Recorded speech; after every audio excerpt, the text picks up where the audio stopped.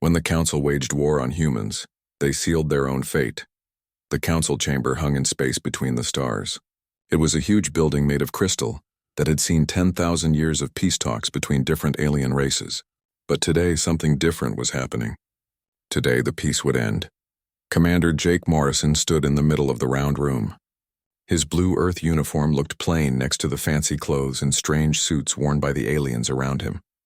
47 different alien species sat on high platforms looking down at him. Their eyes, some with two, some with more, all watched the lone human standing below. High Arbiter Velthun spoke first. He was the leader of the snake-like Scythian people. His body was covered in dark scales and his tongue flickered in the air as he talked. He pointed one clawed finger at Jake. "The Council has made its choice," Velthun said. His voice was cold and hard. "Humans have spread too fast across the galaxy. You take too many worlds.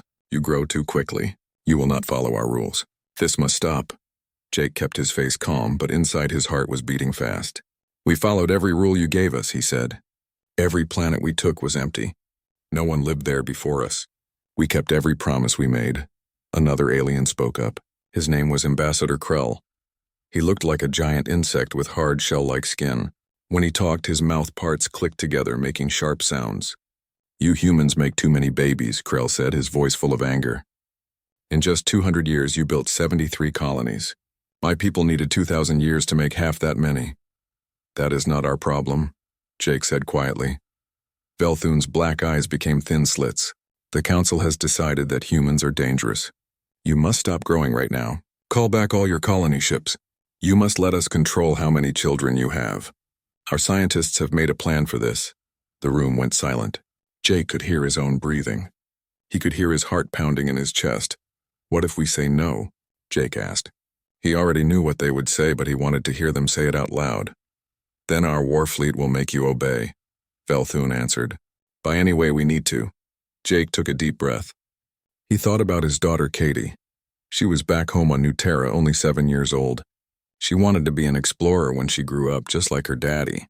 He thought about all the millions of humans living on colonies across space. They were building new homes, raising families, dreaming of better futures. "The United Earth government will never agree to this," Jake said loudly. His voice echoed in the big chamber. "We will not let you stop us from having children. We will not leave our homes. If you want war, then you will get war." The aliens started talking all at once. Some looked surprised. Others, especially Velthun, looked almost happy. "Then we will have war," Velthun declared. "Our forces are 300 times bigger than yours. Our technology is thousands of years more advanced. When you were still living in caves, we were traveling the stars. This will not be a war, Commander Morrison. It will be your extinction." Jake stood up straight and tall. He looked right into Velthun's dark eyes without fear. "We will see about that." Guards came and took Jake out of the chamber. As he walked, he used his neural link to send a secret message back to Earth. The message was short and simple. It said, "They chose war. Start Protocol Omega." Back in the Council chamber, Velthun talked to all the assembled aliens. "Send out the war fleet. We will remove the human problem from our galaxy within 6 months. Their violent ways end today." But there was something the Council did not know. Their spies had not learned the truth. For 50 years, Earth had been getting ready for this exact moment. Human generals and scientists had studied every alien race in the Council. They had looked at every battle the Council had ever fought. They had learned everything they could. And they had come to one important conclusion. The Council had become weak. For thousands of years, they had been the strongest power in the galaxy. No one could challenge them. No one dared to fight them. And because of this, they had become soft. They had forgotten what real war felt like. They had forgotten what it meant to fight for survival. Humanity was about to teach them that lesson again. The Council thought they knew what humans were.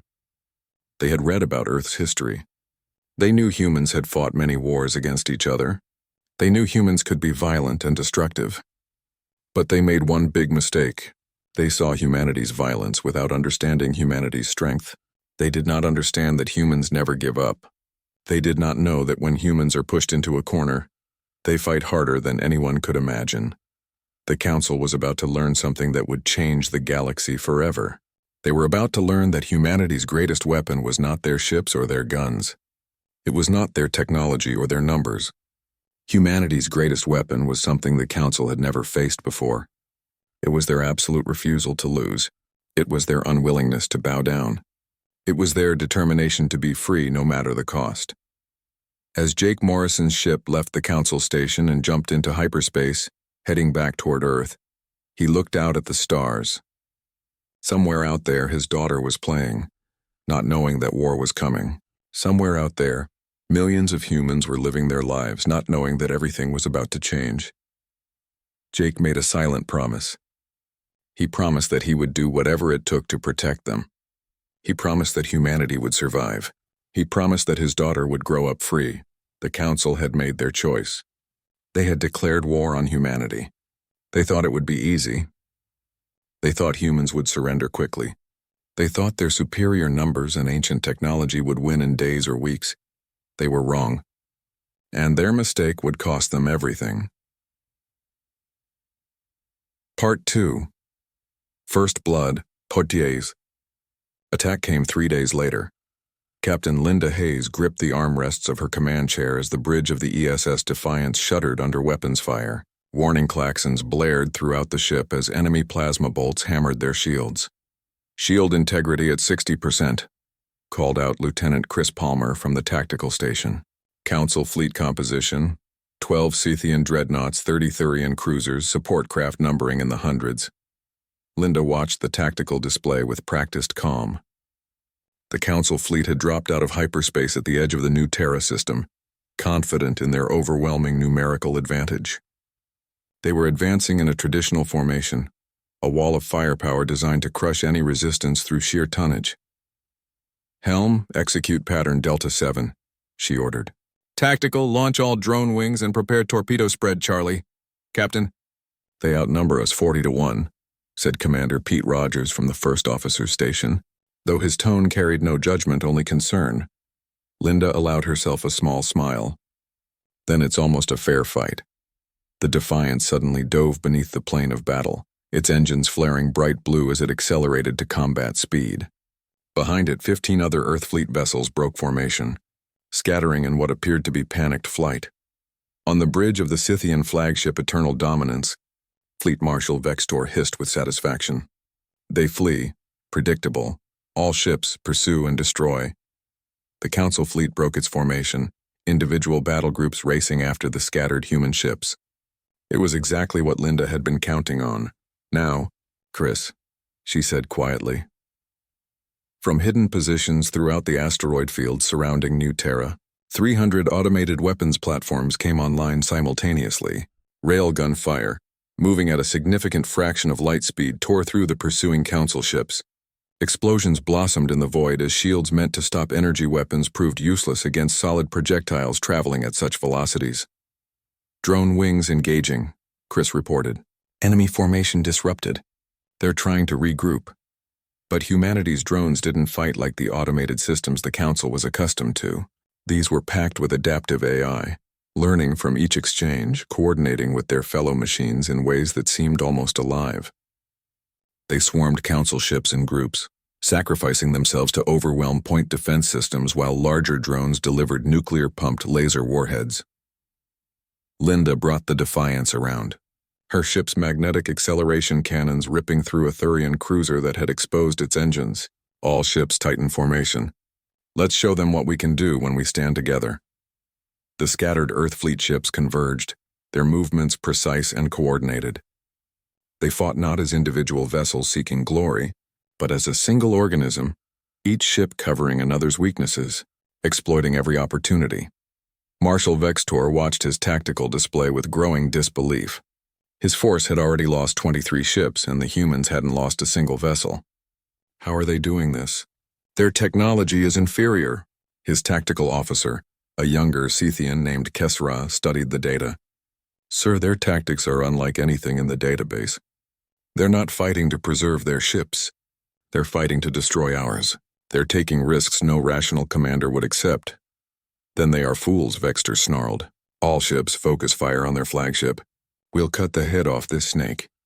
The Council fleet concentrated its firepower on the Defiance. Linda felt her ship groan under the assault as shield after shield collapsed.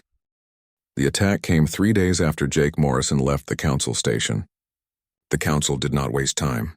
They wanted to show humans what happened when someone refused their orders. Captain Linda Hayes sat in her command chair on the bridge of the Earth warship Defiance. Red warning lights flashed all around her. Loud alarms rang through the ship.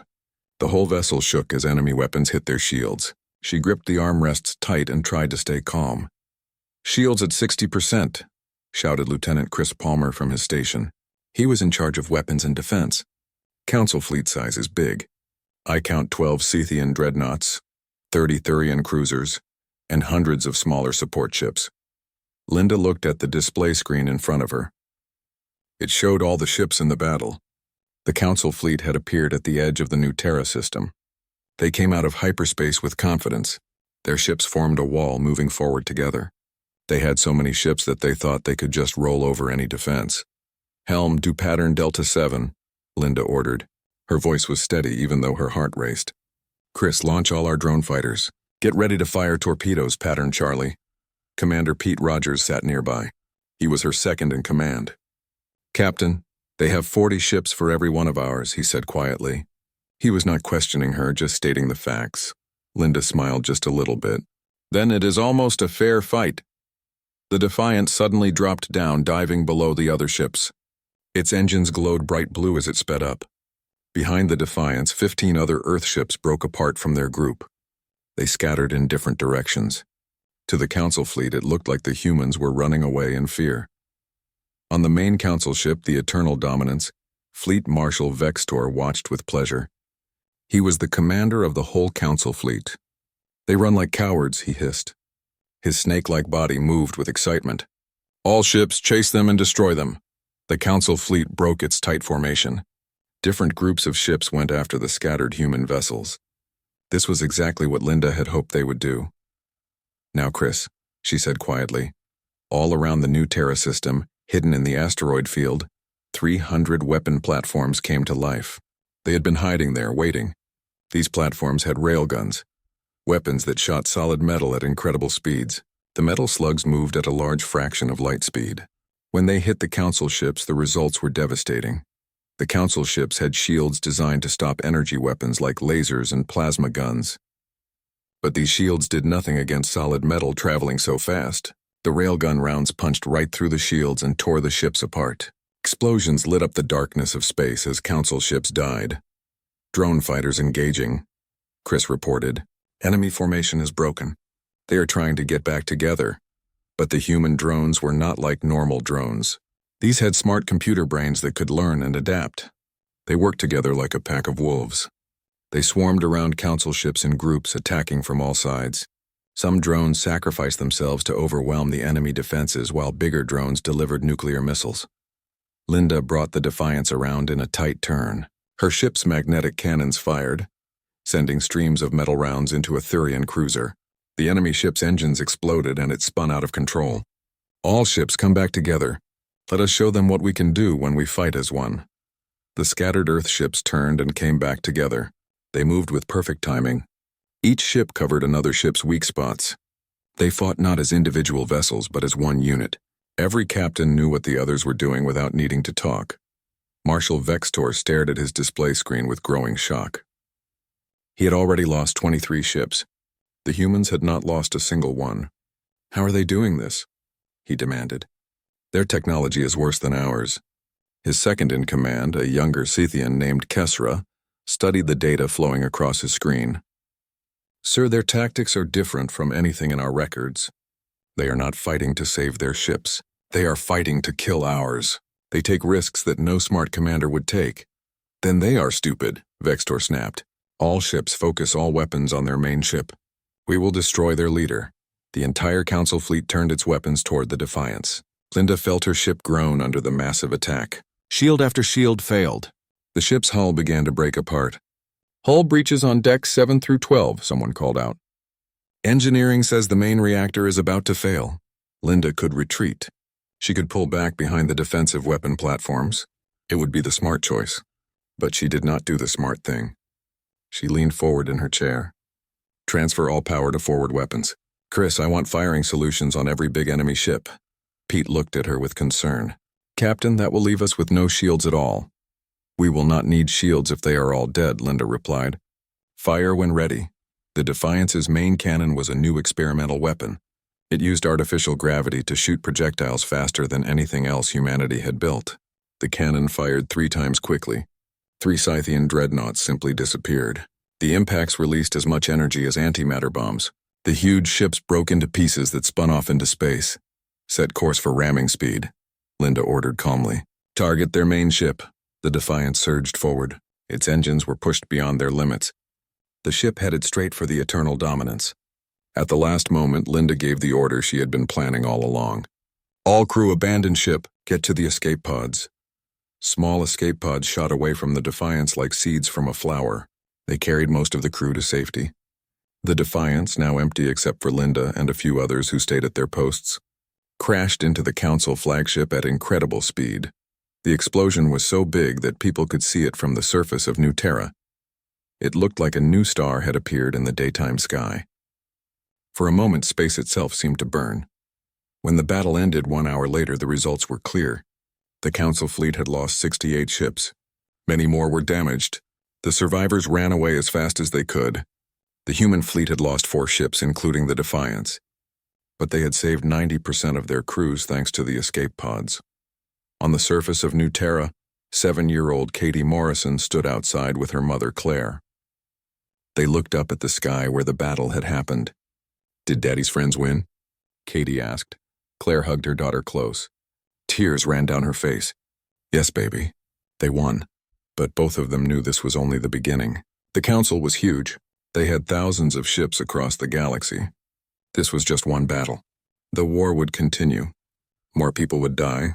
But today humanity had proven something important. They had shown that they could fight. They had shown that they could win. And most importantly, they had shown that they would never surrender. Admiral George Mitchell stood deep underground in Geneva, Earth. He was in the war room, a place where Earth's military leaders made their most important decisions. In front of him, a large holographic display showed the entire galaxy. Red dots marked where Council fleets were located. Blue dots showed human forces. There was far too much red and not nearly enough blue. They are sending everything they have, said General Amy Sullivan. She was in charge of Earth's defense. Every species in the Council is preparing for war. Our spies tell us they have over 10,000 big warships. They have hundreds of thousands of smaller ships supporting them. George nodded slowly. He was 63 years old. He had served in Earth's military for 42 years. He had been preparing for this war since he was a young officer. How many ships do we have? He asked. 317 capital ships, Amy answered. Maybe double that in smaller frigates and destroyers. We have good automated defense systems, but the Council can just go around most of them. Then we do not fight defensively, George said. He reached out and touched the hologram, marking several star systems deep inside Council territory. They expect us to hide behind our defenses. They expect us to protect our colonies and wait for them to attack. We will do the opposite. Amy leaned forward to look at the systems he had marked. You want to attack their homeworlds? Not attack, threaten. George marked more systems on the display. The Council is an alliance. These different species have been at peace for thousands of years, yes, but only because they all have too much to lose. We remind them what they can lose. That is crazy, said Dr. Paul Chen. He was a civilian advisor. We do not have enough ships to occupy their systems. We would be destroyed. We do not need to occupy, George replied. We just need to make them bleed. Make this war cost them something real. Right now, this war is an abstract idea to them. They worry about human expansion. Human population growth. We make it personal. Over the next 3 weeks, Earth's military launched Operation Heimdall. Small groups of human ships struck deep into Council space. They hit targets that seemed almost random. A mining operation here, a farming station there, a factory in another system. They were not trying to conquer anything. They were sending a message. The message was simple. Nowhere is safe. Commander Ryan Bishop led one of these raids. He took his destroyer squadron into the Pelthar system.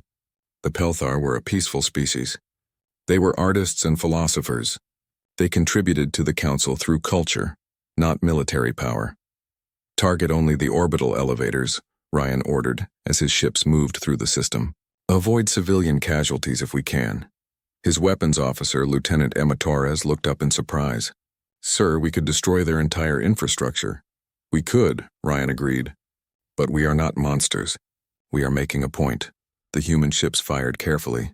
They destroyed the massive space elevators that connected the Pelthar homeworld to space. These structures were like bridges between the ground and orbit. When they fell slowly, giving everyone time to escape. Not a single Pelthar died, but their economy would take years to recover. As Ryan's squadron jumped back into hyperspace, he sent a message on all frequencies. "This is Commander Ryan Bishop of the United Earth Fleet. We did not choose this war. We take no pleasure in it, but we will fight with everything we have until the Council agrees to peace. Every day this war continues, more of you will suffer what the Pelthar suffered today. Choose wisely." The message spread through Council space like a wave. Every species heard it. Every government discussed it. In the Council chambers, an emergency meeting was called. Ambassador Krell of the Thurian people was very angry. "They dare attack our homeworlds. This is barbarism. This is war," said Representative Nelsira of the Pelthar. Her body was made of living crystal that glowed with different colors. "The war you all voted for. My people have paid the price for your pride." High Arbiter Velthun slammed his staff on the floor. "Order, the humans are desperate. They are lashing out. We will crush them and, will you?" Nelsira interrupted. Her crystal form glowed red with anger. Fleet Marshal Vextor promised that New Terra would fall within a week. That was 6 weeks ago. Instead, we lost one of our biggest fleets. Now humans strike wherever they want and we cannot stop them. "A temporary problem," Velthun insisted. 17 systems have been attacked. Nelsira continued. 17. These primitive humans are making us look like fools. Perhaps we should reconsider this war before they bankrupt the entire council. The chamber erupted into argument. Different species started blaming each other. Some wanted to keep fighting. Others wanted to negotiate. For the first time in thousands of years, the council was not united. Back on Earth, George Mitchell allowed himself a small smile as he read the intelligence reports. The council was starting to break apart. Not much, not yet, but enough to buy humanity some time. His assistant, Colonel Lisa Harper, entered the war room. "Admiral, we have received casualty reports from the Kepler colony raid. Captain Morrison's ship was destroyed. All crew members are dead." George's smile disappeared. He had known Jake Morrison for many years. He had been at Jake's wedding. He had held Jake's baby daughter Katie when she was born. "Tell his family personally," George said quietly, "and add his name to the memorial wall." "Yes, sir."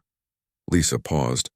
"Sir, at this rate we are trading lives at a ratio we cannot maintain forever. Even if we are winning tactically." "I know," George interrupted. "We need to end this war soon. One way or another." He turned back to the galactic display. He studied it like a chess player planning his final moves. The council thought they understood humanity. They had read about Earth's history.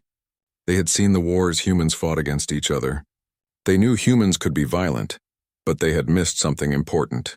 They saw humanity's capacity for violence without understanding humanity's capacity to grow, to adapt, to learn. They did not understand humanity's stubborn refusal to give up. The council had made a mistake. They thought this would be easy. They thought their numbers and technology would win quickly. They were learning that numbers and technology were not enough. George looked at the red dots on the map. He looked at the blue dots. He started planning his next move. The council thought they were fighting a normal war. They were wrong. Humanity was not fighting a normal war. Humanity was fighting for survival. And when humans fight for survival, they do not follow the rules. They do not fight fair. They fight to win no matter what it takes. The council was about to learn this lesson, and it would be a lesson they would never forget. George Mitchell would make sure of that. The siege of Sanctuary Station had been going on for 3 months. 3 long months of constant fighting. Lieutenant Commander Kevin Hall sat in the command center of the station. He watched as another wave of council fighters flew toward them. His eyes were red from lack of sleep. Dark circles marked his face. Everyone on the station was exhausted. "Defensive weapons firing," reported Chief Warrant Officer Melissa Grant. "Enemy wing is breaking off. Our fighters are chasing them." Kevin rubbed his tired eyes. They had been holding the station against constant attacks, but supplies were running low. The medical centers were full of wounded people. Every day more names were added to the list of the dead. Sanctuary Station was the largest human outpost in the frontier. Over 2 million civilians lived there. It served as the main hub for 30 colony worlds. The council wanted to capture it badly. Kevin's communication panel beeped. Commander Hall, you have an incoming message from Admiral Mitchell. Priority 1, maximum security. Kevin sat up straight. Put it through. Private channel. George Mitchell's worn face appeared on the screen. Kevin, I need you to hold Sanctuary for 48 more hours. Can you do that? We will hold it as long as we have to, sir. Kevin replied without hesitation. Good. Because in 48 hours, this war ends, one way or another. George leaned closer to the camera. I am sending classified data to your personal computer. Eyes only. What I am about to tell you stays between us for now. Kevin accessed the data packet. As he read, his blood ran cold. Sir, this is... I know what it is, George said quietly. The council thinks they are fighting a regular war. They are wrong. If they will not accept peace, we will give them something they will never forget. The classified project was called Operation Final Dawn. It was humanity's most secret weapon program. While the council watched humanity's regular military, Earth scientists had been working on something else, something terrible. The weapon used the same technology that made faster-than-light travel possible. Hyperspace allowed ships to travel between stars. But hyperspace could also be manipulated. It could be destabilized. Dr. Paul Chen had argued against building this weapon. This could collapse the hyperspace lanes, he had said. Make interstellar travel impossible for decades, maybe centuries. Then let us hope we never have to use it, George had replied. Now, with human colonies burning and the casualty lists growing longer every day, that hope was running out. The Council's combined fleet was gathering in the Xerxes sector. Over 8,000 ships were coming together for a final attack on Earth itself. Fleet Marshal Vextor commanded from his new flagship. He was determined to erase the shame of his earlier defeat. The humans are finished, he told his commanders. Their factories cannot make more ships fast enough. Their fleets are scattered and weak. We will burn Earth itself and destroy every human world. What Vextor did not know was that every human ship and station had received the same orders. Pull back to defensive positions. Prepare for Protocol Omega final phase. Admiral George Mitchell stood on the bridge of the Earth warship Constitution. It was Earth's newest and most powerful battleship. Around him, what remained of Earth fleet gathered. Barely 200 capital ships. That was all that remained able to fight. All ships report ready, Admiral, said Captain Nathan Wells. George took a deep breath. He had sent a message to the Council 3 hours ago. Agree to peace talks within 24 hours or face the consequences. The Council's response had been predictable. They laughed and promised to execute him for war crimes. So be it. Attention all ships, George broadcast to the fleet. Today we fight not for glory or conquest. We fight for survival. For our families. For every human in the galaxy. The Council believes they have already won. Let us prove them wrong. The Constitution jumped to hyperspace. The rest of the fleet followed. They emerged in the Xerxes sector to face the full might of the Council armada. Sir, tactical reports 8,300 enemy vessels, Nathan said. His voice was carefully controlled.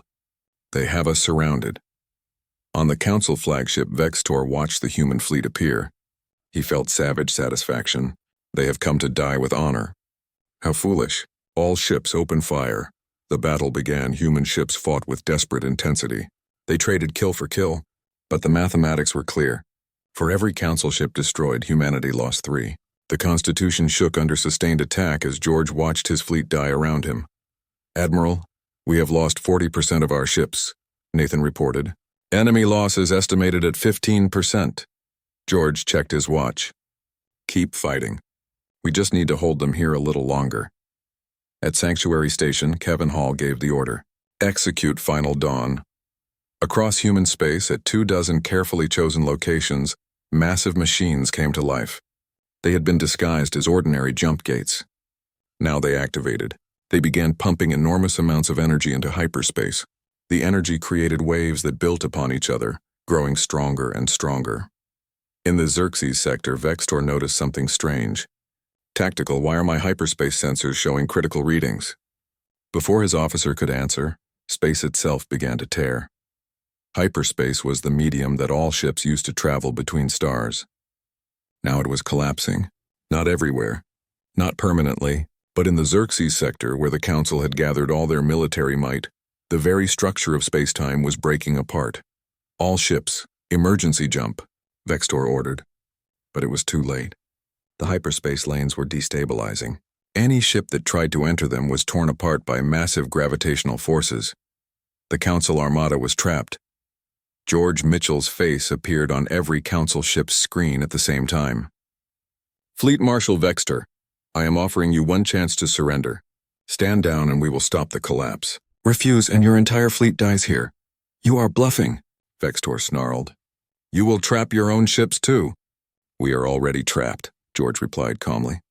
The difference is we are willing to die here if it means ending this war. Are you? Vextor looked at his tactical display. The hyperspace collapse was accelerating. In minutes it would reach critical levels. His fleet would be stuck in this system forever, unable to escape, cut off from supplies and reinforcement. Back on the Council homeworlds, the other species were receiving the same message. Surrender now or watch your entire military disappear. This is insane, Ambassador Krell whispered. This is humanity, replied Nelsira. They told us what they were. We did not listen. High Arbiter Velthun sat alone in the Council chamber. He stared at the message on his screen. Total surrender, complete peace, recognition of all human colonies, removal of all population control demands or extinction. His hand moved toward the communication panel. The fate of the galaxy hung in the balance. The peace talks took place on a small dead moon. It orbited a dying star halfway between Earth and the Council's main worlds. The location was chosen carefully to be fair to both sides. Admiral George Mitchell walked into the meeting room. His dress uniform showed the marks of 4 months of war. Across from him sat High Arbiter Velthun and the other Council leaders. Their faces showed different emotions. Some looked angry. Some looked defeated. All looked tired. Let us be clear about what is happening here, George began. He did not waste time with polite words. We are holding your entire military hostage. The hyperspace collapse in the Xerxes sector can continue forever, or we can stop it and let your fleet go free. What we do depends on what happens in this room. You have us at your mercy, Velthun said. His voice was tight with suppressed anger. What do you want? George activated a holographic display. It showed his demands. First, all fighting stops immediately. Second, you recognize all current human colonies and settlements as legal. Third, you remove all plans to control our population. Fourth, humanity gets full membership in the Galactic Council with equal voting rights. That is ridiculous. Ambassador Krell clicked his mandibles loudly. You cannot. We can, George interrupted. We did. Your fleet is trapped. Your hyperspace lanes are broken. My weapons are still active and will stay that way until we reach an agreement. Those are the terms, Representative Nelsira spoke up. Her crystal form reflected the lights in the room. If we agree, what happens to the human war machine you built? How do we know you will not try to conquer us later? It was a fair question. George had expected it. We do not want to conquer anyone. We never did. Every colony we built was on empty worlds. Every treaty we signed, we kept. We only wanted to exist, to grow, to reach for the stars, he paused. You tried to take that from us. We fought back, but we are not interested in empire. We just want to survive and be free. Nice words, Velthun hissed. But you have proven yourselves to be ruthless. How can we trust you?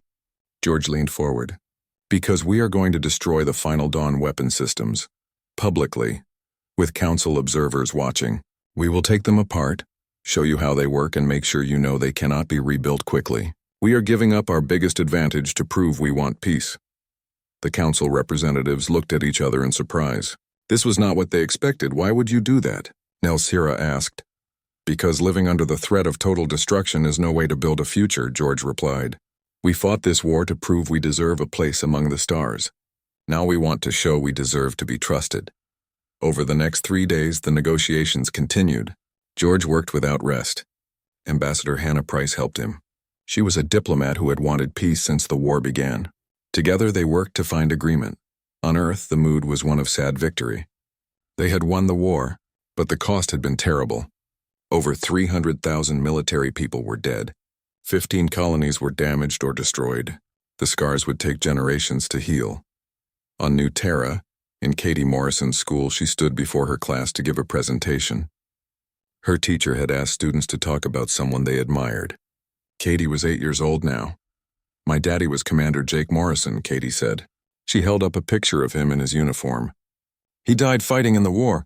He was brave and strong. He loved exploring new places." Her voice shook a little. "I miss him every day, but my mom says he died so people like me could grow up free. I am going to be an explorer too, just like he wanted. So his sacrifice means something." Everyone in the classroom had tears in their eyes. The final treaty was signed 6 days after negotiations began. It became known as the Covenant of Stars. The terms were simple but revolutionary: immediate peace between humanity and all council species, recognition of all human colonies and territorial claims, full voting membership for humanity in the Galactic Council, removal of all population limits or expansion restrictions, joint committees formed for cultural exchange and mutual defense. Most importantly, a promise that future disagreements would be solved through talking, not war. As George Mitchell signed the Treaty for Humanity, he felt a great weight lift from his shoulders. But he also felt the weight of all those who died and would never see this day. The signing ceremony was broadcast across human space and throughout council worlds. People everywhere watched with mixed feelings: relief, grief, hope, uncertainty. High Arbiter Velthun spoke briefly as he signed for the council. The council made an error in judgment. We saw humanity's rapid growth as a threat, without understanding the people behind that growth. We learned, at great cost, that humanity is not a problem to be controlled, but a people to be respected. It was not quite an apology, but it was close enough. After the ceremony, George found Kevin Hall waiting in the hallway. The younger officer's uniform still showed burn marks from defending Sanctuary Station. "We held, sir," Kevin said simply. 48 hours like you asked." "You held longer than that," George replied. "You and everyone at Sanctuary are the reason we could negotiate from strength. You held the line when it mattered most. A lot of good people died holding that line, Admiral." "I know." George's expression became hard. "That is why we had to get it right. Why we could not accept anything less than real peace. So their deaths meant something." 6 months after the treaty was signed, Admiral George Mitchell retired from military service. At his retirement ceremony, every senior officer in Earth Fleet came. Representatives from a dozen council species came too. In his final speech, George said simply, "We fought because we had no choice. We won because we refused to lose. We made peace because we remembered what we were fighting for. Not conquest, not domination, just the simple right to exist and grow among the stars." The council learned that humanity cannot be caged. We learned that our strength comes not from weapons or tactics, but from our belief in our right to decide our own future. And together, council and humanity learned that former enemies can become partners in building something greater than either could achieve alone. Katie Morrison watched the retirement ceremony with her mother, Claire. Katie was 9 years old now. "Mom, do you think things will be different now? Better?" Claire pulled her daughter close. "Yes, sweetheart. Your father and people like Admiral Mitchell made sure of that. They fought so you could live in a galaxy where humans are respected, where we have a voice, where your dreams of exploration are not limited by others' fears." "I am going to make Daddy proud," Katie said firmly. "I am going to explore more worlds than anyone, and I am going to do it peacefully like the Admiral said." Claire smiled through her tears. "He would be so proud of you." In the years that followed, humanity took its place in the galactic community. Human innovation, once feared, became valued. Human determination, once seen as aggressive, was recognized as admirable. Human culture, with all its diversity and passion, enriched the council in ways no one had expected. The war became known in human history as the Unity War. It was the conflict that forged humanity into a true interstellar civilization. Museums on 100 worlds displayed artifacts from the war. Each exhibit ended with the same message: they thought they would break us. Instead, we proved who we are. 10 years after the war, the first joint Human Council exploration fleet launched. Its mission was to map unknown parts of the galaxy. The mission commander was now Captain Kevin Hall. Among his crew was a young officer fresh from the academy. Her name was Katie Morrison. She was following in her father's footsteps. As the fleet jumped to hyperspace, beginning their journey into the unknown, Katie thought of her father and all those who had fought so she could have this opportunity. This is for you. Daddy, she whispered, watching the stars blur past. We made it. We are free. Behind them, Earth and the Council worlds grew closer each day. They were building a shared future from the ashes of conflict. The war that was meant to destroy humanity had instead proven what humans had always believed, that they deserved a place among the stars, and no one in the galaxy would ever forget the price of trying to deny them that place again.